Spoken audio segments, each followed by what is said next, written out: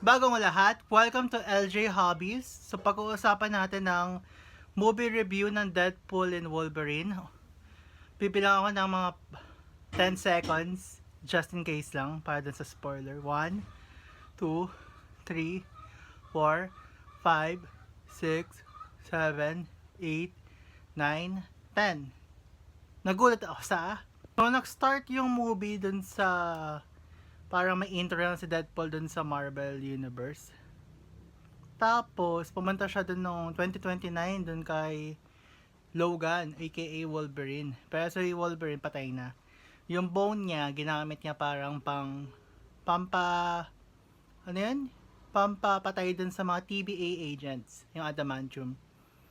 Medyo morbid, pero alam mo na, yun talaga. So parang in sync yung intro song, ang ganda panoorin niyo.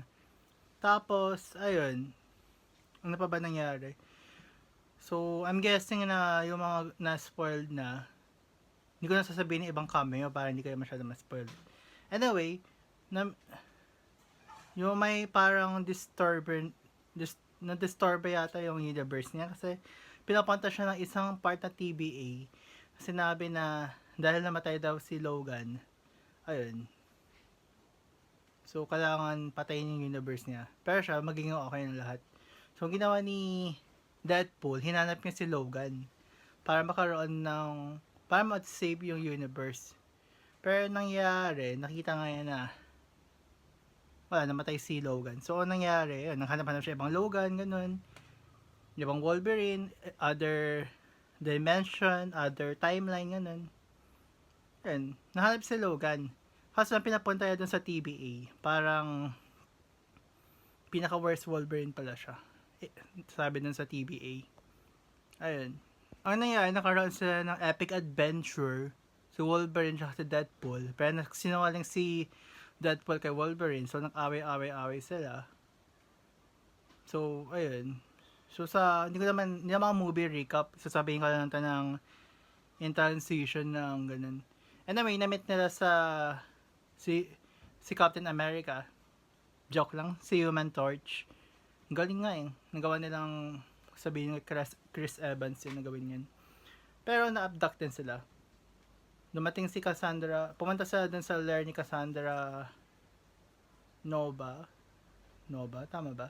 Tapos, ayun, tapos na-skin si Human Torch. As in, tanggal yung skin niya dun lang sa isang, parang mind lang ni Cassandra Nova. Tapos, ayun, ganun.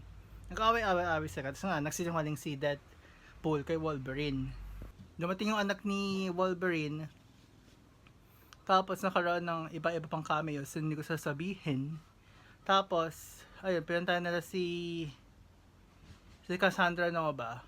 Weakness niya pala, pag nilagyan niya siya ng helmet ni Juggernaut, hindi siya makakontrol. Pero sabi ni Wolverine, wag na lang gawin yun kay Cassandra Nova. So, ang ginawa ni Cassandra Nova, parang inayos niya yung mismong, parang pinabalik sa universe.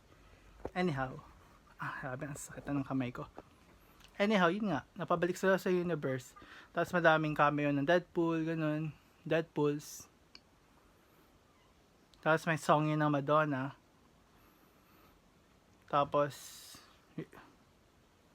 sabihin ko na nga, yung mask ni Wolverine nagawang nakaroon na, nakita na ng mga audience yung mask.